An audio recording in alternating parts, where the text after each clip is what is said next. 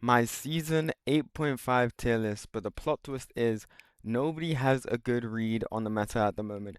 I've heard some really horrendous takes, and I actually really want to push out this tier list as fast as possible because I think I have differing takes. So we're gonna start off with the tanks. Vanguard Vanguard pool, I think is like an A tier. To be fair, like he's quite versatile, quite good. Obviously, his ult is a lot worse and stuff like that. But the fact that the character scales over a long period of time, um, is actually a benefit. The character ends up late game being a very, very strong character, and then of course in overtime, like convoy and convergence setups, extremely, extremely overpowered there too. I want to start off by saying Groot as well is just a very, very consistent high damage brawl tank. Still extremely strong in the brawl. One of your best brawl options. And I would actually like to follow that up with something even more controversial. I don't think Dino has been bumped down from the S tier.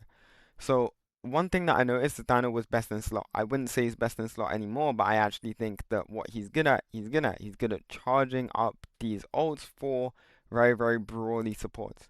He stays for a long period of time. His uptime is quite great. He doesn't do anything superbly proactive, but his purpose and what he actually does, he's incredibly strong.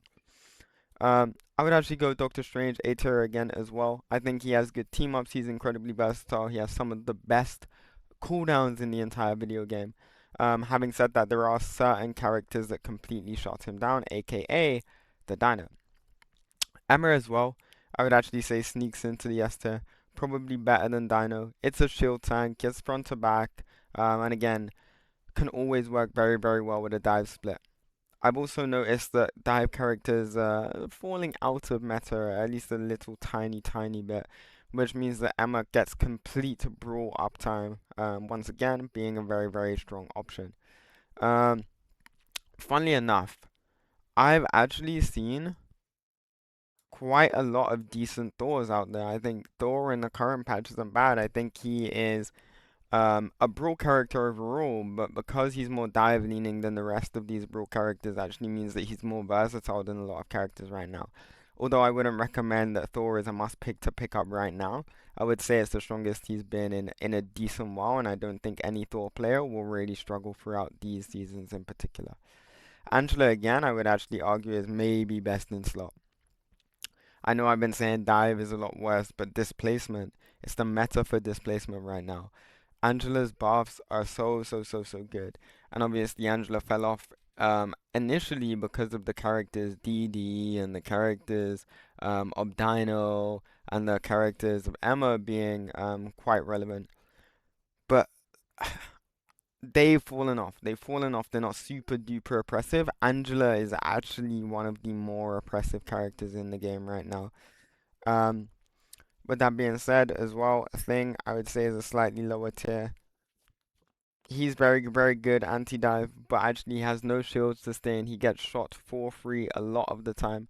There's no need for him to be an anti-dive component. He's actually worse for it than the Maw and Fox. So again, he's a bit of a victim in the current patch. Venom, I'm actually gonna put as top of A. I don't think that this character is particularly strong.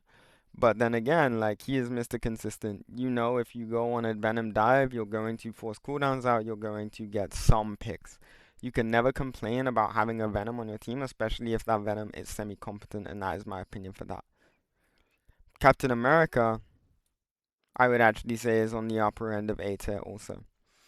Once again, it's annoying that these tanks aren't really experiencing a huge amount of overpowered dive DPS because Lord knows if dive DPS were relevant and they've done these nerfs towards the Dino and done these nerfs towards the other tanks that were strong last patch, dive would be incredibly oppressive. Overall, I can't really complain about a patch like this. I really can't complain about a patch like this. Um, because again, it's well balanced. Some elements of dive are strong, some elements of dive are weak. Now, Penelope Parker, I would actually say is lower. Once again, we saw her get some playtime overall in Ignite, um, but realistically, that was just because of the 1.5 second stun, the 2 second stun, whatever. Dino is a victim to Penny. Dino struggles to walk. Dino has played a lot less, despite being quite strong. So I have to say that Penny is down here. Rogue's buff was actually pretty good for her. Dry Rogue feels good. Team Up Rogue doesn't feel like a must pick anymore. Again, W balancing. Nothing much more to say. You're not gonna struggle necessarily on this character, but yeah. Mag as well. If we really, really want to be strict, I can actually drop everything a tier. I could drop every single thing a tier here.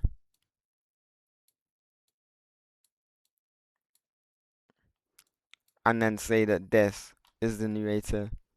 Because Mag again, the buffs are really, really nice. The buffs are really, really nice. And on top of that, the playstyle is not a bully Mag playstyle anymore. The meta is not just bully Mag. So Mag players cannot really complain. Let me just check at the bottom here to see if there are any tanks that I missed out. And it doesn't seem that way. This is my final tank Vanguard tier list, whatever you want to call it. And I would say it's fairly accurate right now. With that being said, drop me a subscribe. I'm trying to make content with a whole bunch of different content creators and setups. Oh, I've just realized I missed out on the Hulk. Lord have mercy. The Hulk I would say would be on the same as the Rogue tier, by the way. I would actually say slightly worse than Rogue. Sorry, that the screenshot wasn't in that format, but I guess you've seen that now. That's crazy that I double checked and didn't even see that. Anywho, I might even do the DPS tier list in order of how oppressive they are. Um, because I might get lost trying to order things. So I'm actually gonna start at the top. Cyclops, arguably best in slot. Wolverine, second best in slot. Phoenix, incredibly, incredibly, incredibly good. Elsa, incredibly, incredibly, incredibly good. Now I think that these are your front runners for the current patch. No, I lie. DD still makes the S tier. And I've been making TikToks about this. DD still makes the S tier. The only thing that is really, really noticeable is the range on the dash. Having said that, the range should not have been that long on the dash. The man is blind. Okay? He can't teleport. Teleportation was never one of DD's powers. So why was he teleporting all over the place? You know what I mean? You cannot complain about that nerf. DD is still strong. He's still best in slot for dive characters. The fact that DD is the only dive character that's making the S tier should just show how strong DD was initially at the very, very, very, very start, right? Um, cool. Going into the next set of oppressive or strong characters. Who would I say is a sleeper pick? Should I just say that people that were fulfilling a very similar role have probably been bumped down? So characters like Hela, Namor are pretty damn underrated. Star-Lord has to be at the top of this list. Pretty damn underrated. These characters are completely fine. Obviously, people are saying poke slot meta. Is it a poke slot meta? I wouldn't necessarily agree that it is a poke slot meta, but poke characters most definitely can fight back. But that's a good thing. I always like the fact that poke characters can fight back in certain metas. Um, yeah, I mean, Namor and Hela will probably still miss out and lose gunfights against Phoenix in majority of ranges. Same with Cyclops. Cyclops. Um, Namor and Phoenix can actually beat Elsa in certain ranges. However, I would say that Elsa is on the same level as Cyclops and Phoenix Force Jump. That was another thing that I really wanted to touch upon. I don't think that Cyclops is necessarily oppressive. I don't think that Cyclops is super giga broken busted. I actually think that there's a lot of characters that are comparable to Cyclops level of strength, hence why all of these guys at the top are here. Wolverine Cyclops team up is kind of insane though. It's kind of insane. The fact that these two DPS are put right next to each other, it's not necessarily the team up that makes them good. It's a mixture of the patch.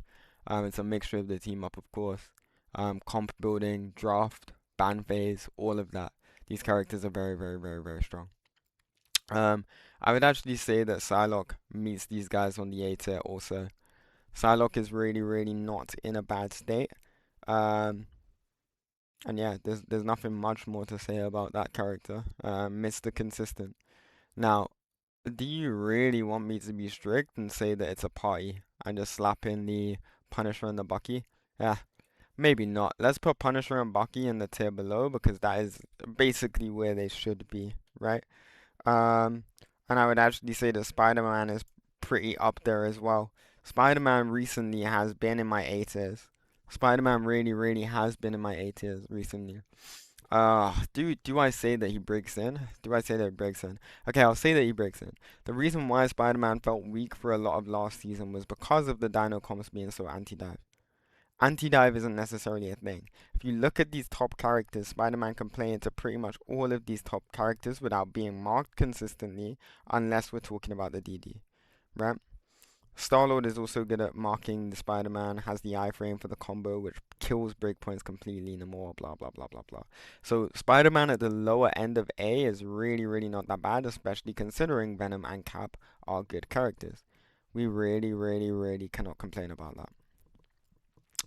Iron Man, I would also say touches this tier. Moon Knight, I would also say touches this tier. Iron Fist, I would also say touches this tier. Now, the end of B, this is like the transition phase of characters being troll. Moon Knight is so much weaker. I think I might have put Moon Knight in my S tier last season. Now, or at least my A. Now he's lower end of B. It's really unfortunate that they did that to him. I already made a TikTok on this before as well. I genuinely believe that they nerfed Moon Knight because they wanted to release Cyclops. And because they wanted to release Cyclops, they didn't want a character that was one, too oppressive with Moon Knight, or two, too similar to Moon Knight. So I think Moon Knight kind of got hit in the crossfire. Moon Knight was good not because of numbers and balancing. Moon Knight was good because of the state of the game. We need anti-bunker characters. We were all happy with the introduction of Torch because Moon Knight was the only person that could be anti-bunker. You know, get these really, really enclosed characters pretty low. But again, I guess that's not how the game viewed. Game viewed. Game wanted to be.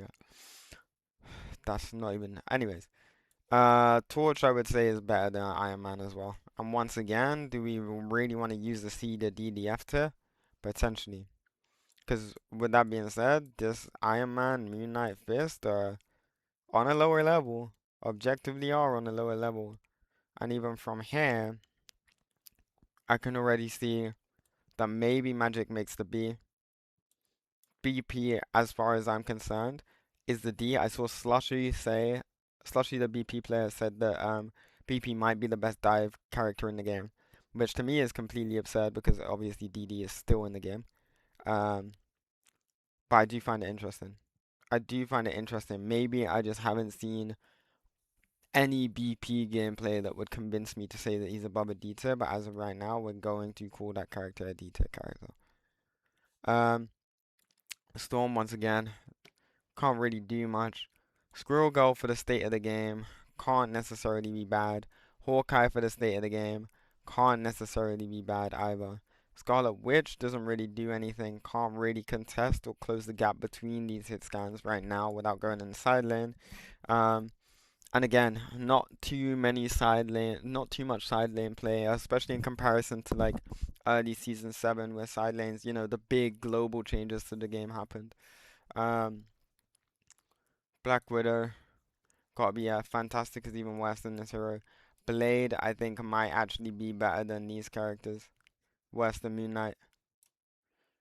Um, and then Dual Pool. Can't be bad. He can't be bad. He's so versatile. I play this hero.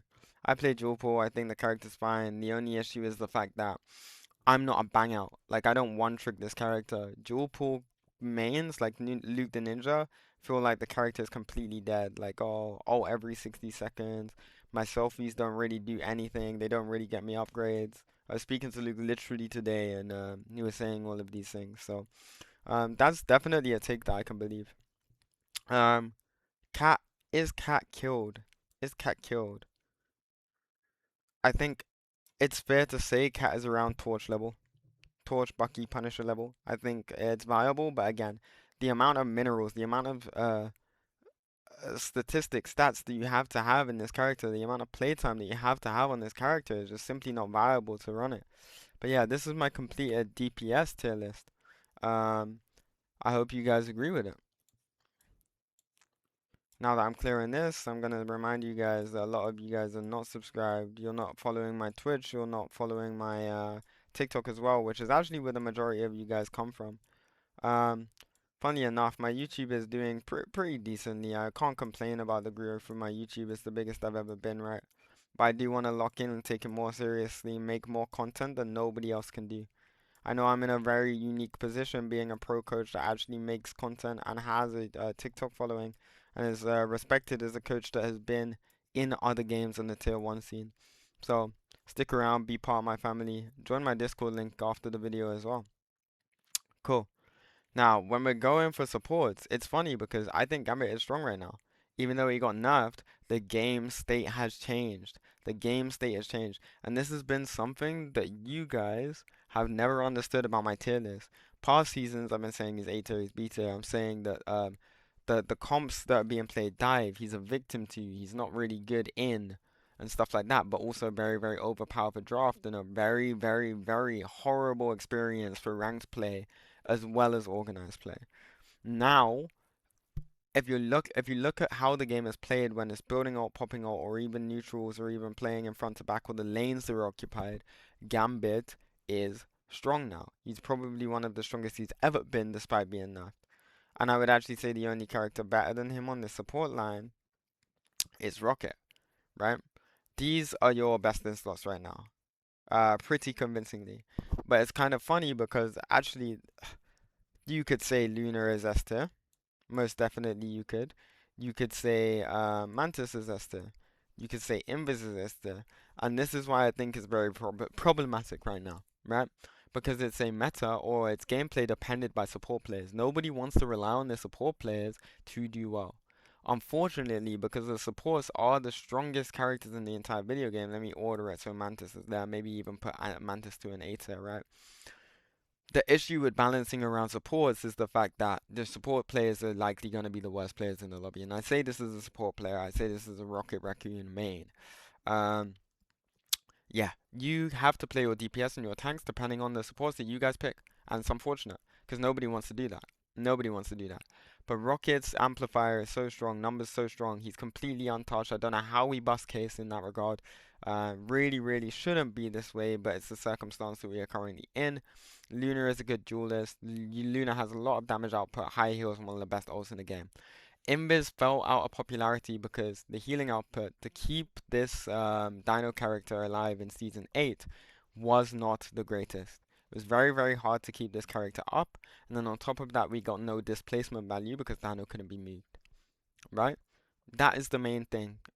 That is less relevant now, which means that Invis is back in the S tier like she was in previous seasons.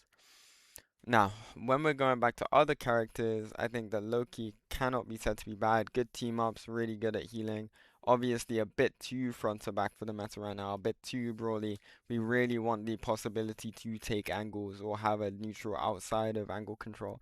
And yes, back in the day, back in OG Marvel Rivals, your Lokis would take angles and actually pop off and control the map a lot. But for some reason, players are really, really stopping playing Loki like that. Not that it's worse. I really just think that we've been so far removed to that meta and that style of play for so long that people have forgotten about it. Maybe it's just Loki players not being the greatest at the moment, but the character of Loki has a lot of potential there. There's a lot of potential there in the season.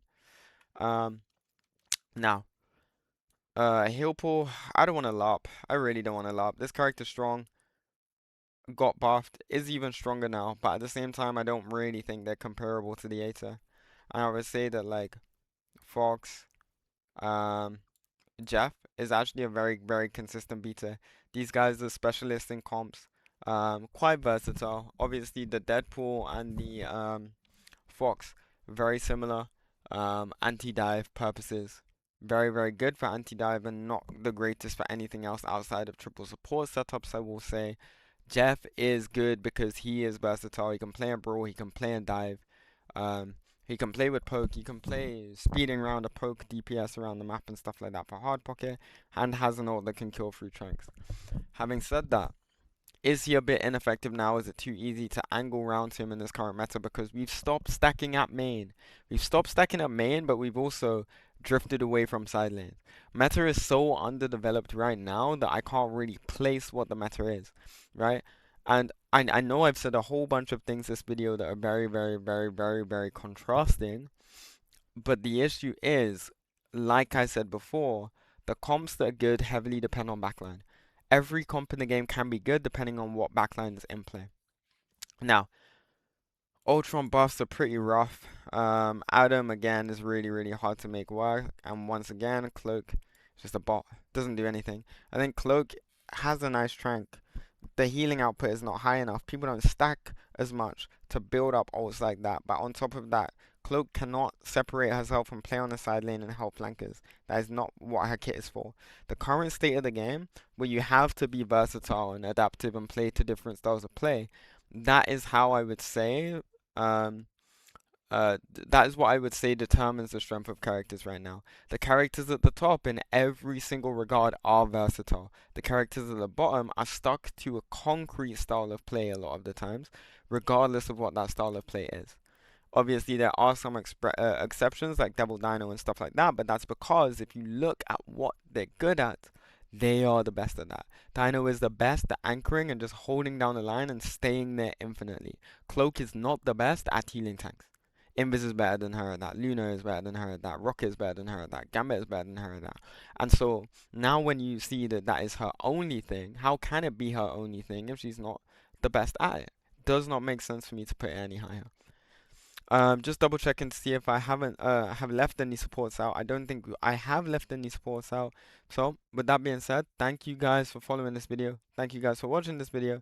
I greatly appreciate it.